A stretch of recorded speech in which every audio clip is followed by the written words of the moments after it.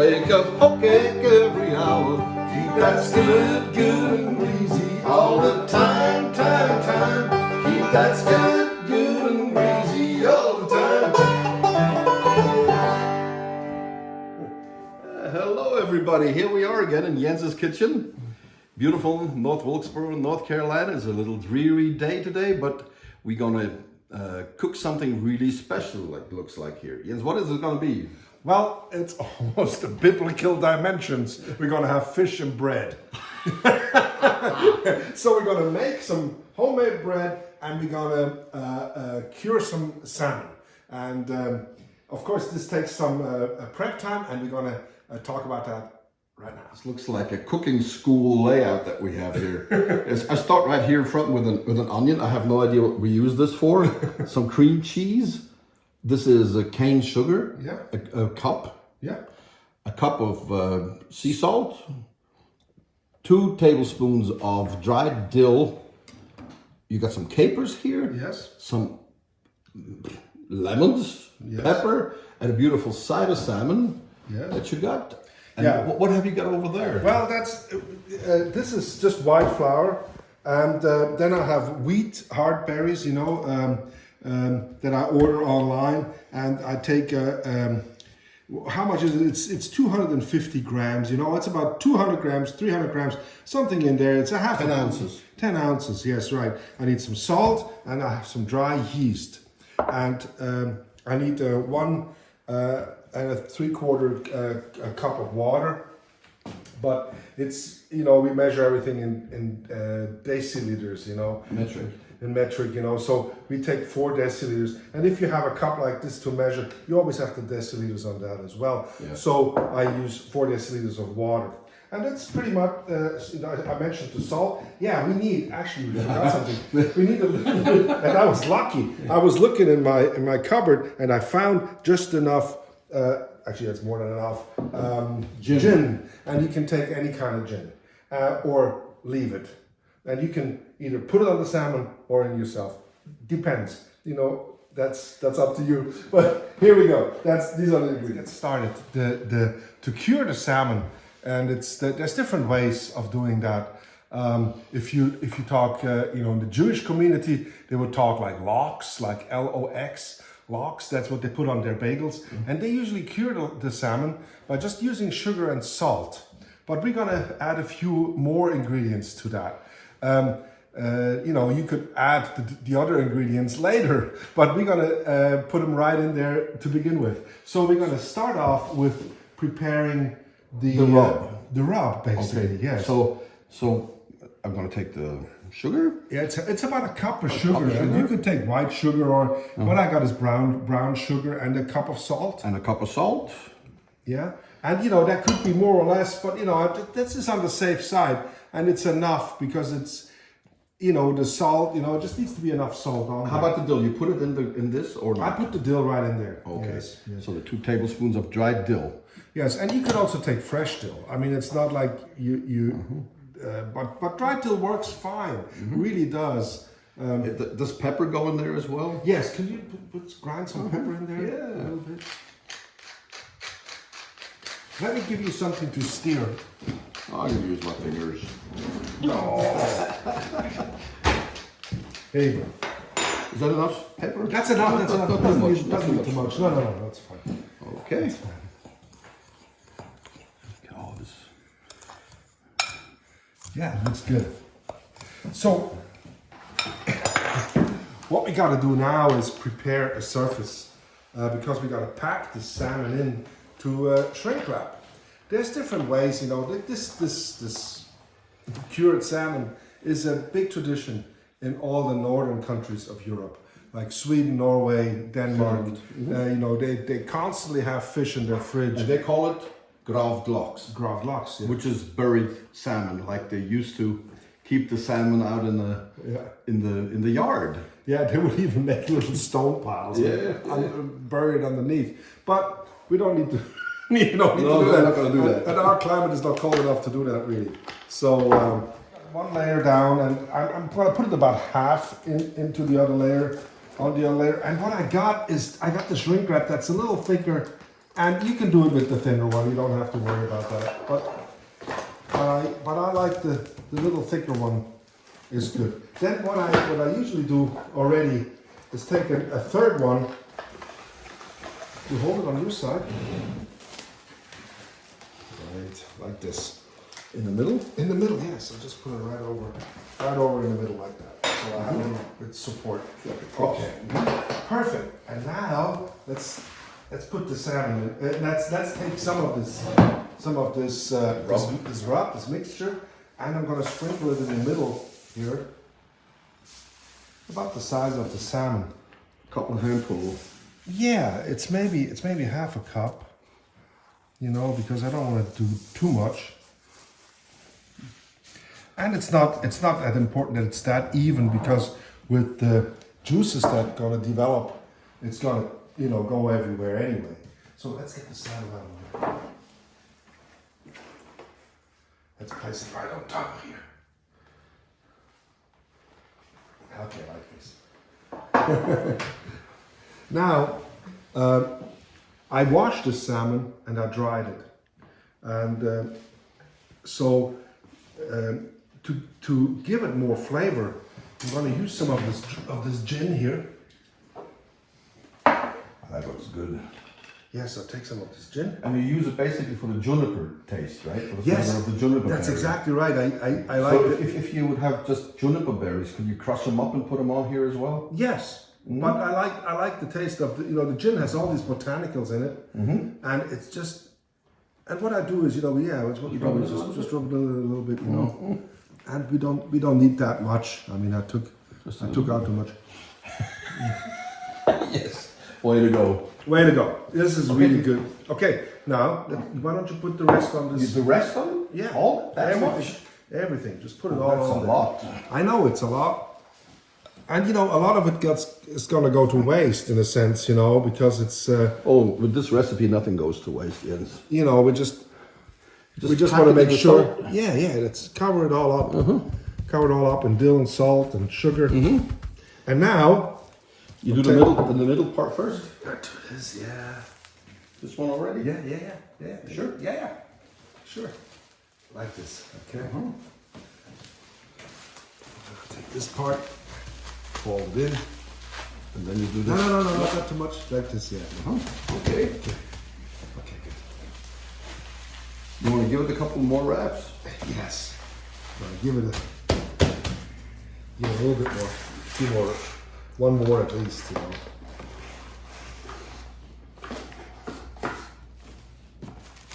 that.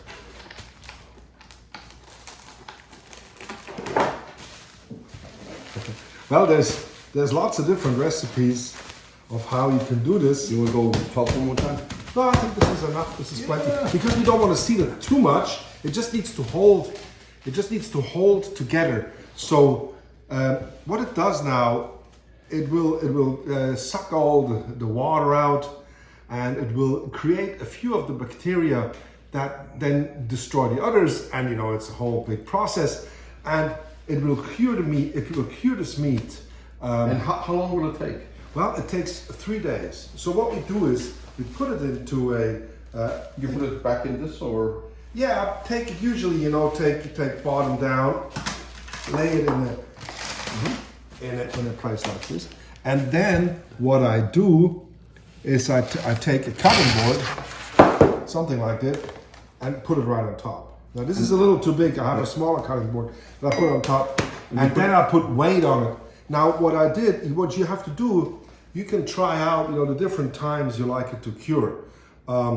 2 days or 3 days, 4 days. Well, it depends on the thickness of the piece, right? Yes, but I really found out that just about 3 days is perfect. I tried 4 days and it becomes a little leathery, and 2 days it's almost a little too raw. And so 3 days is really perfect. So you need to put weight on it, and then every day.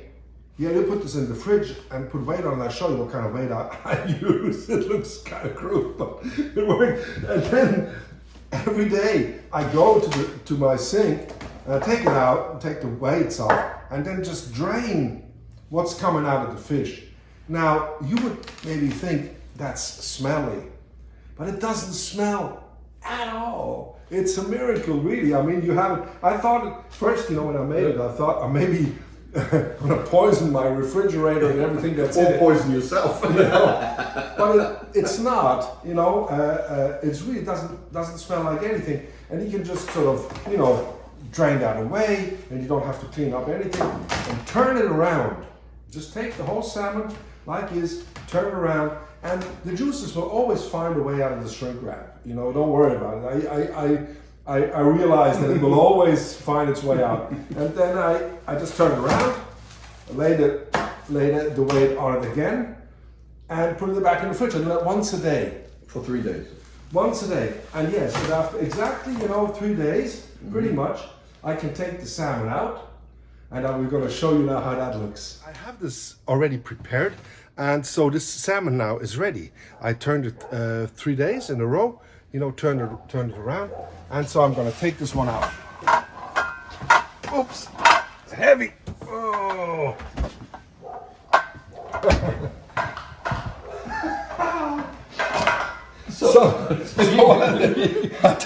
I take a big iron skillet, and you can see I have a little board that you know we put up, and you can see this is pretty hefty, and it's already produced some juices again. But there again, they don't smell at all. They don't smell fishy or anything.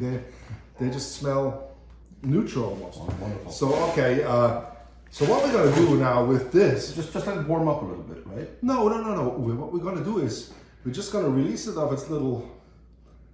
You're going to take it out of the wrap and you're going to wash it? Yes, that's exactly what we're going to do. You need to preheat the oven for the bread. Oh, I almost forgot. Yes. And I actually forgot to make the bread, but so yes, last night. So I did it this morning. Okay. So we're okay. We're ready. We're going to start the oven right now. Okay, for the bread we're going to make, and this is going to be a very simple bread, but it's got a great tasting bread.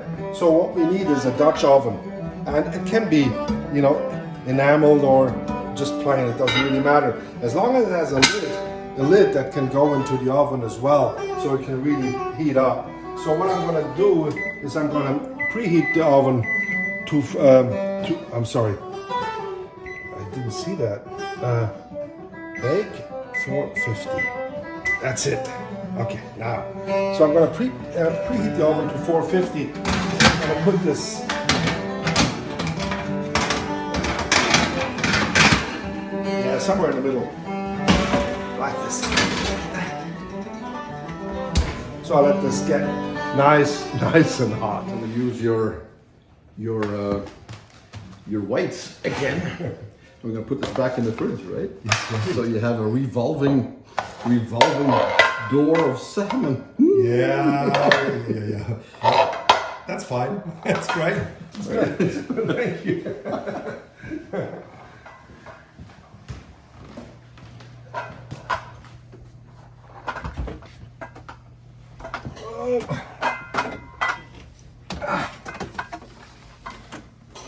All right. Hans Broenström made us a beautiful knife. This is a Swedish knife. We're going to use a Swedish knife to open this shrink wrap and wash the salmon. Ooh. It has become really firm. How does it look, Uwe? It looks great. It looks good. Yeah, it looks great. Yeah, now just wash it off. It's perfect. Perfect. Now take this away. Here's some paper towels here. Also the back side, don't forget. Oh yeah. That's good enough. Yes. Doesn't this look wonderful? Looks fabulous.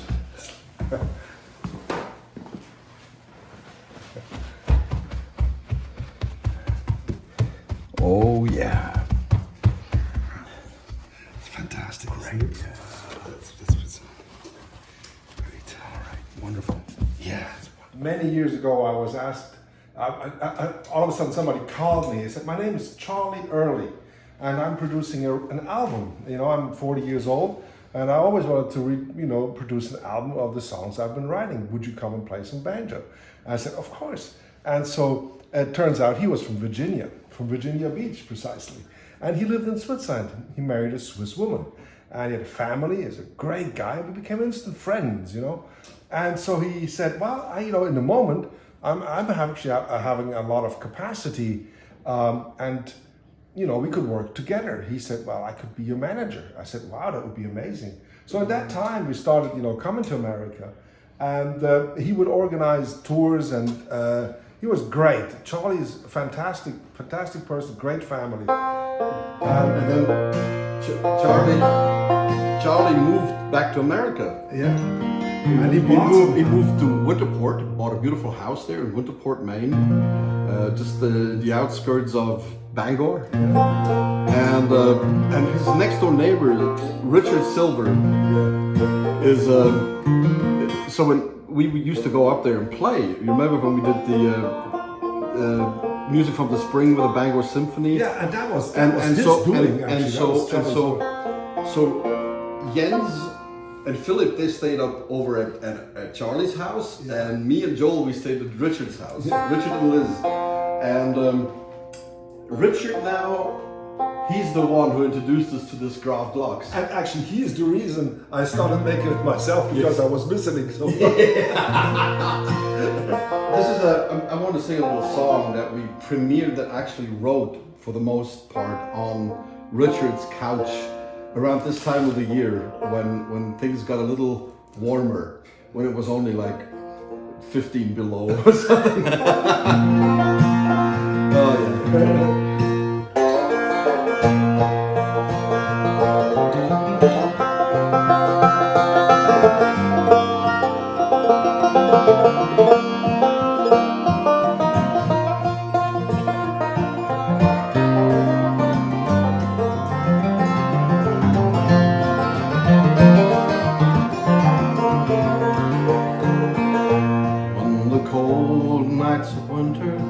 Way heavy on my mind, I walk down to the water to ease my worried mind, and I can see the reflection of the moon on every icefall in the bay. And I know that you soon be on your way. On the pine stands tall and silent beneath the starry sky. The letter that you wrote me, I read 1,000 times. I can see a reflection of your face in every icefall in the pine. And I know that you soon be on your way.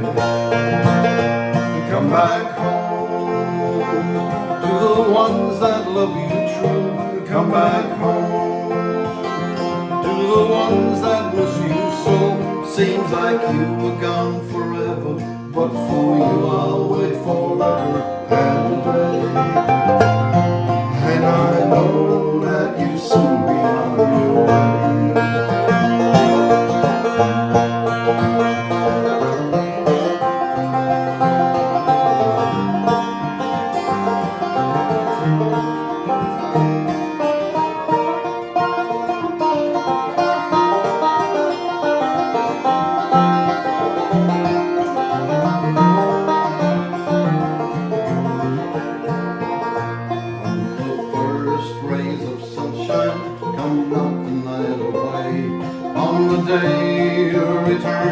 I will walk down to the bay, and I'll wait by the water till the ship pulls in that took you far away. Oh, mother dear, I miss you more each day. And my brother and my daddy, I know they both miss you too. And the waiting would be easy if only we could know. Have you reached your destination on some far-off shore, wherever it may lay? And to know that you soon be on your way. Come back home to the ones that love you true. Come back home to the ones that miss you so. Seems like you were gone forever, but for you I'll wait forever and a day. And I know that you'll soon be on your way.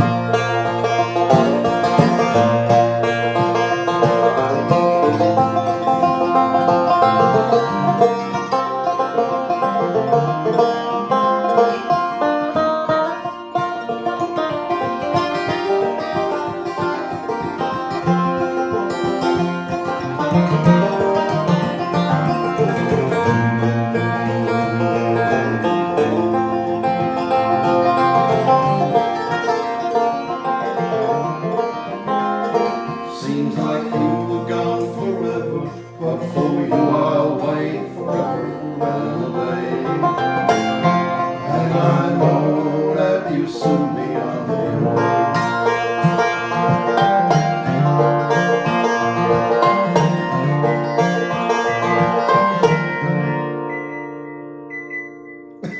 Looks like the oven is hot enough. We can make our bread now. Absolutely. We're going to start making the bread, and Uwe's going to help me. Yeah, well, you got to teach me. Oh, yeah, absolutely. It's very, very easy because there's no how do you say kneading involved, you know, and it's just stirring and just putting it together. But I like actually to have my bread sort of half whole grain.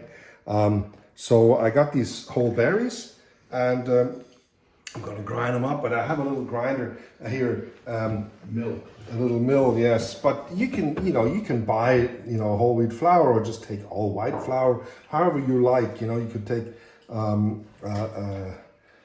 spelt, and all different kinds. But this is what I get. So.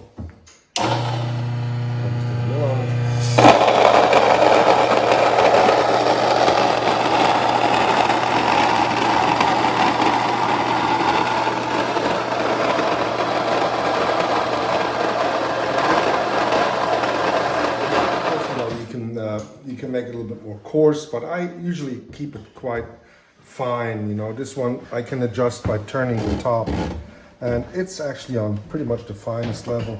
And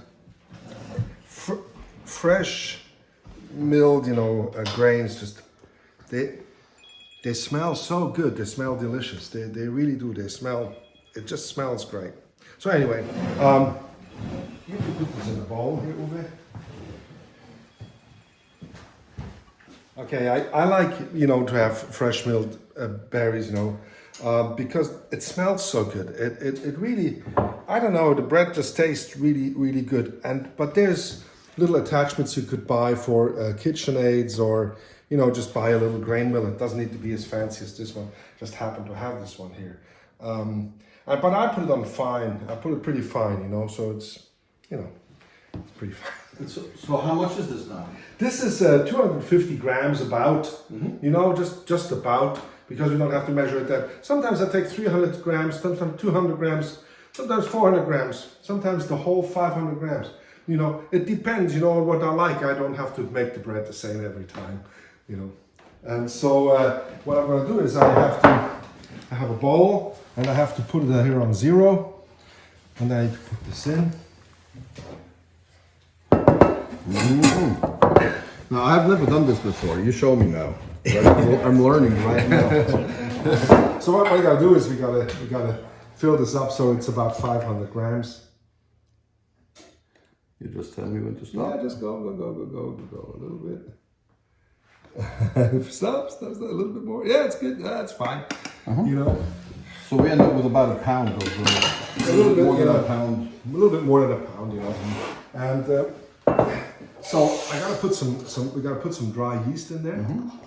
And do you need to put some sugar in there too? No, not at all. I take a half a teaspoon. No, I'm sorry, not a half a teaspoon. A teaspoon of dry yeast. And just put it in there. And then I have salt. And from the salt, I take almost 2 teaspoons, 1 3/4, something like that, a little bit less maybe, like that. Salt, could you mix that up? Sure.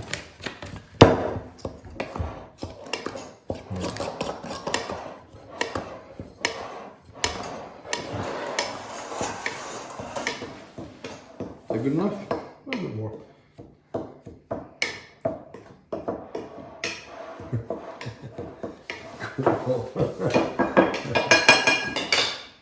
Yeah, easy, easy, easy, easy.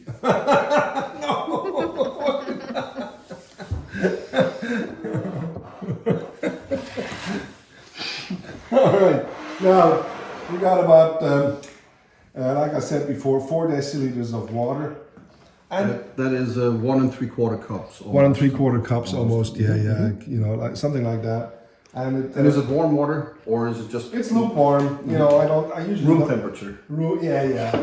And I have a little bit more practice in steering Oh, this, yeah, if you sure, don't yeah. mind. So what I found was really good to steer. This is not the bowl I usually steer it in because I have another one that is I prepared the dough with. But just put the water in, and it depends on the year, you know, on the time of the year. I take the handle.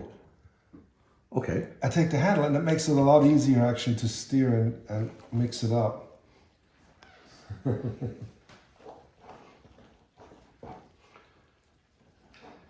And we put a little bit more in flour in, you know, than we had before. Then it's like, how much was it? Almost 5, 6, something like that. So this takes a little bit of strength. And you can do this in the food processor too. Yeah, but you don't have to really, because the thing is, you just got it sort of, you know, got it all mixed up like this. Pick up everything a little bit. So you're not even getting your hands dirty for this. No, I don't. Oh, So, how about that? so the consistency is sort of dry, but not. So this looks actually pretty good. So, this off, and you don't have to make it even. You know, you don't have to even it out or anything. Can I feel this, Jens? Yeah. You don't even So have. it's just a little bit sticky, not. Yeah, but it's not even mixed that well. You just, you know, sort of put it together. Then I'll take some shrink wrap. We're not sponsored by the shrink wrap company, by the way. Oh, just sort of cover it up a little bit. A little airtight. Because I don't want it to dry out. And now you can let this sit for 3 hours, 2 hours, overnight. Actually, it is a good idea to actually have it. You can do this before you go to bed. Yes. And then you bake it in the morning when you get up. And then you bake it in the morning when you get up. So, Jens, you have one prepared, right, this morning? Yes, I have one prepared. Yeah. Oh, let's see that one. Let's put that one over there. Okay, this is the one I had prepared. I have a little plastic bowl here. This is very handy because it has an airtight lid that I can put on, so I don't have to use the wrap all the time. I just put it on there so you can see. And now, you see the dough, how it looks? It just has little holes in it and bubbles. And I don't touch it, I just keep it the way it is. The Dutch oven now is really hot. Now you gotta be really careful to not burn yourself.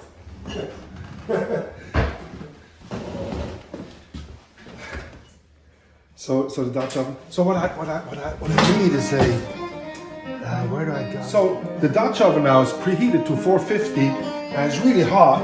So you gotta be careful. Now take the lid off, and what I need to do is I just take this dough and I just loosen it from the sides here. See how it? And I just let it drop in the middle of the Dutch oven. And the shape it's making, that's the shape it's gonna be. So what I'm gonna do is take a little bit of flour and just sprinkle a little flour on top of it. Like that.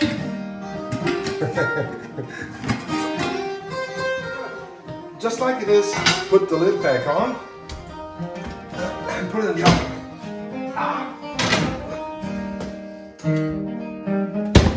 Okay. And now we're gonna let it sit here, just like that, for 30 minutes exactly. I got some flour on my Martin. You want to do a baking song? A little tune? Angela? Angela the baker, yes. Angela the baker. So I got my little silver eagle out, you know, and you see I got it stuffed, so the head's a little muted. So it's good for climbing. That's what we're going to cook next week, stuffed banjo.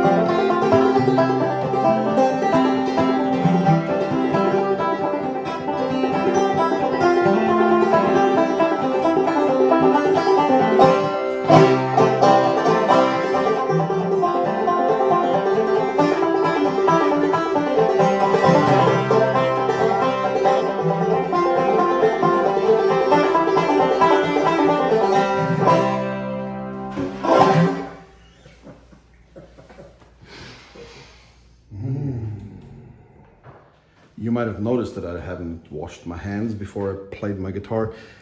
I like to have a little bit of yeast and flour in my guitar. It makes them sound more bubbly and a little earthy.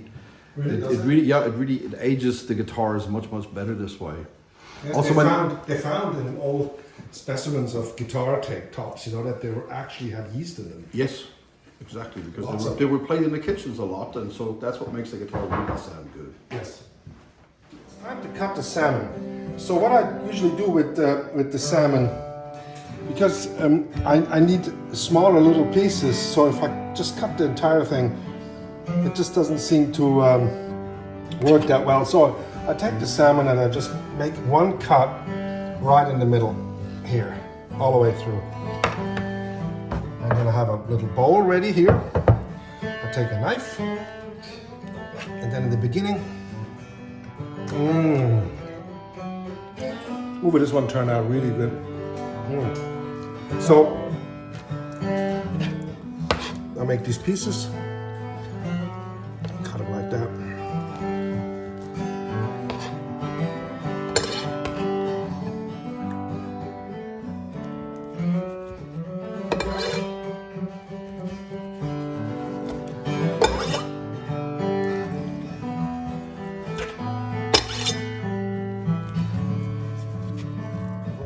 needs to be approved. Because one never knows, you know. So I gotta go over here and feed my brother. See, how is it?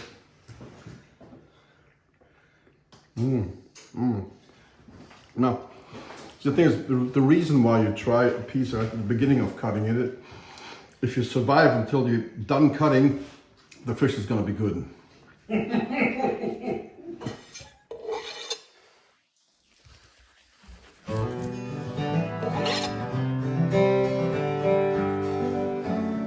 Well, you can't buy this stuff like this, you know, easily. And if you find it, it's going to be quite expensive. But a side like this costs $14, $15.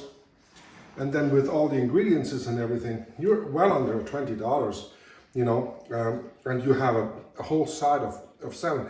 The nice thing about this is that you don't need much because it's got so much flavor that you eat a lot less than, for instance, if you bake it, you know. So it's healthy, it's really good, and it's costly. So when it's cut up like this, you can keep it in the refrigerator really safe for at least 3 days. But usually it doesn't survive that long. And yeah, about 3 days. But it also freezes really well, I just recently learned. You can put it in a, you know, vacuum or just put it in the freezer and it's gonna be fine. But if you freeze it, it might be better if you just take the entire side and freeze it. And then when you have guests, you take it out a few hours early and then you just cut it, you just slice it up. Oh, this is so good. Jens wants to make some onion rings. This is not a really nice onion. It is a nice onion. Is it not? It's nice. Let's see. It's a nice onion. See how Is it close a this nice is. onion? Cut this off. Okay. Yeah, it'll be fine. What I need, Uwe, is very fine rings. So you're having instructions. Okay. No? You don't like instructions, right? Do you? Yes. Okay. Okay. Very fine rings. Very fine rings, yes. Have you started it? Oh yeah, I'm still recording. Oh. Oh.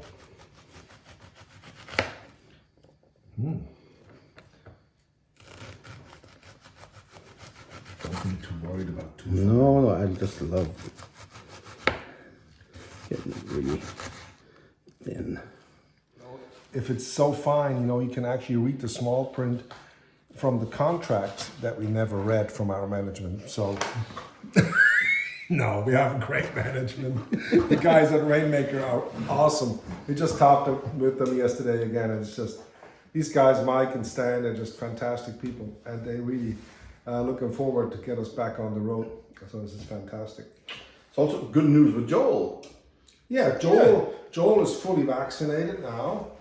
And so he's considering in coming back into the studio. Yeah. So we have to find a place for him and see, you know, how this is all going to work out. But it looks like there's a chance that Joel will come back and play some bass. Great. First Merlefest we played in 1997. A man walked up to me and said, "Can I have a radio interview?" And he was the first one I gave a radio interview to in America. His name was Darwin, and he has a bluegrass show up in Maine, and it's called Bronzewell Bluegrass.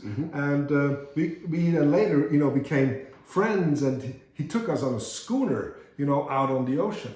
And the cold water out there, and the scenery. I mean, talking about cold, you know, I miss the cold. I really miss going up there in the winter. Yes. Everybody goes to Maine in the summer where there's a lot of mosquitoes and everything, but I always enjoyed being up there in the winter because it's dry and it's cold and, beautiful. And everybody is adjusted to it. It's even better than Switzerland when it comes to cold. And this is why when I wrote this song, I feel the cold wind in my face and I know that I'm alive. It really is that feeling when you step out into your car in the morning. It hits you like a wall. Yes. And so I want to send this to all the people that are in the cold right now, up in Alberta, in Maine, everywhere. Right? We have this cold spell here in America. Let's start off right with that. You go to that E minor right now, the G minor. 1, 2, 3.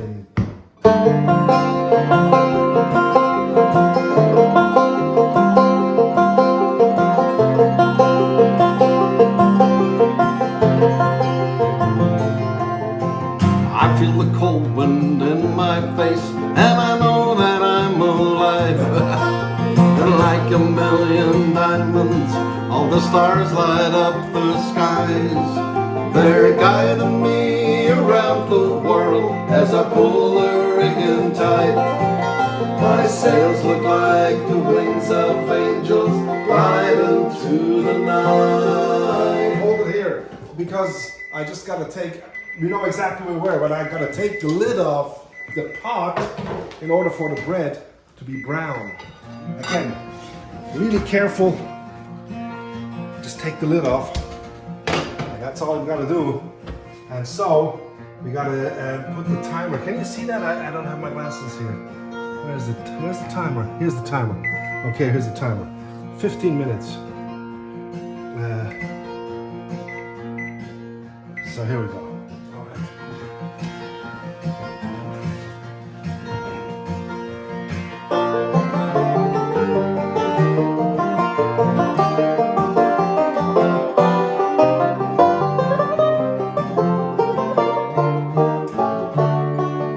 My boat was built in Winterport a long, long time ago.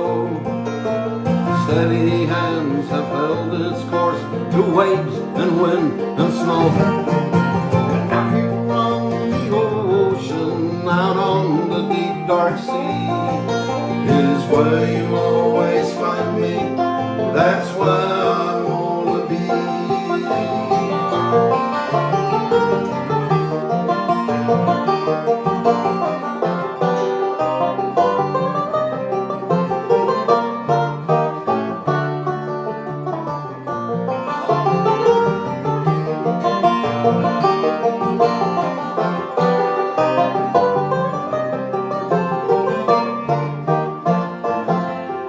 The vastness of the moment is deeper than the sea, and as the world I see, won't you dream a dream for me?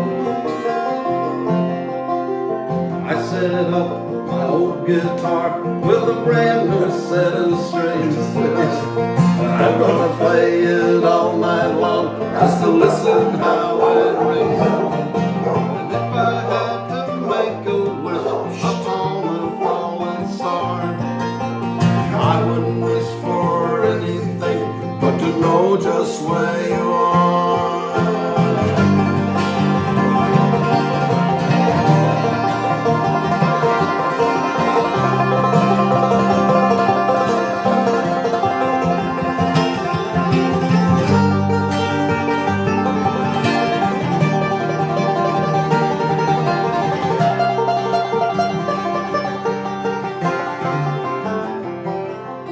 The vastness of this world is greater than the sea, and as the world lies sleeping, won't you dream a dream for me?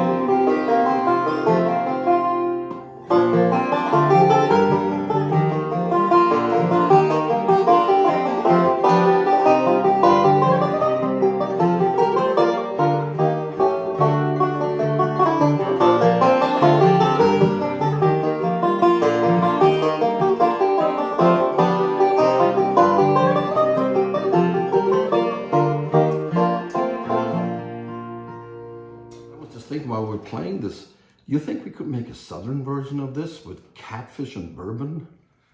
Oh. And we can take molasses and salt. Mm-hmm. So then we make sort of like a southern version of this. Okay, it sounds appealing. Well, Oh, was it bad with the dogs barking? I don't think. I think it was all right. Oh, we got Murphy as a visitor. Murphy. just pondering about what capers really are. They come from Turkey, but I think they're a southern fruit, right? Yes, because when we first came here, we were in Harold's restaurant, and Joel was playing bass, and Harold came out, and he's a caper, and I didn't know what he meant. Probably this. This is probably he's a caper. He's a caper. No, he's a keeper. Okay, now I got my glasses on. Now I can see what I'm doing. I hope so. Well, the bread looks good. I think this is done. We can take it out. I think. Yeah, let's get it. And I can't stress enough be careful because this Dutch oven is really, really hot. So just be careful. Yeah, sounds good.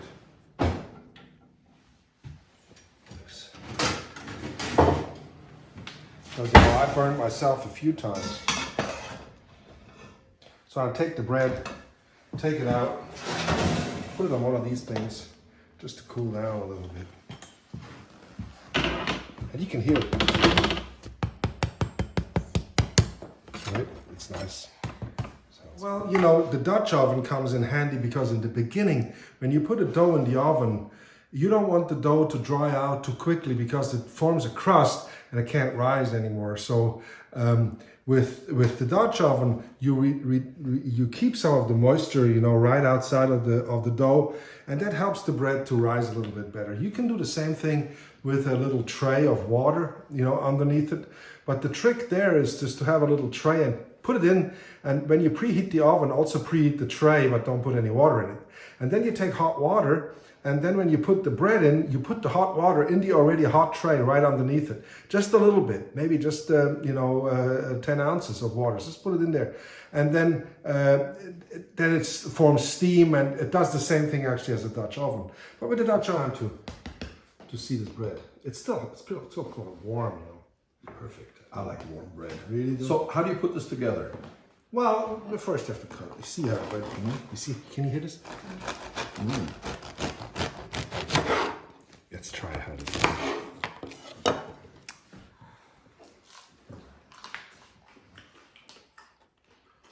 it. Salt is perfect. And it's got this right crust, right? Super. Okay, let's cut a piece of bread.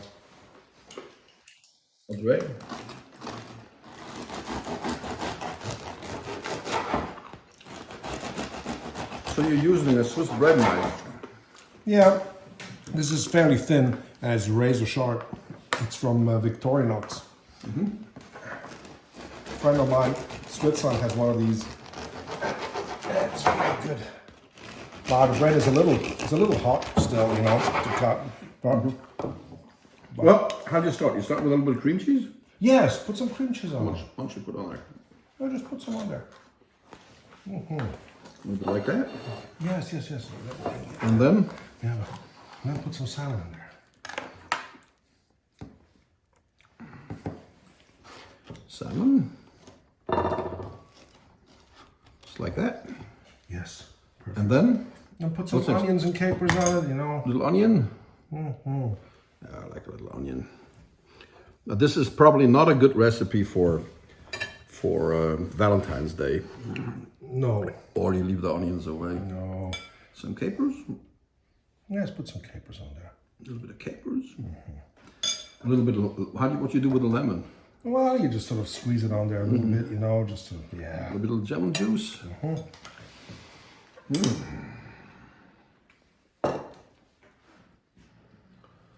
Okay, and then I'm gonna let's make 2 or 3 so we can make a picture of it. We hope you enjoyed today's cook show. We didn't really cook that much besides the bread, you know, in the oven, but this is really worth, you know, trying. It's ridiculously good, I tell you, really, if you like salmon. And what the traditional drink with this is a good beer. yeah, We use a German beer right here. it's a Holland beer, but it's okay. Beck's beer is from Bremen. Is it Yes. from the? Yes, it is. Cheers. I'm sorry. And I thought- we hope to see you again on Friday and on Saturday for our shows. And next, we see what we're going to cook next Sunday. Okay? Absolutely. Well, you take care. Good luck. Bye-bye.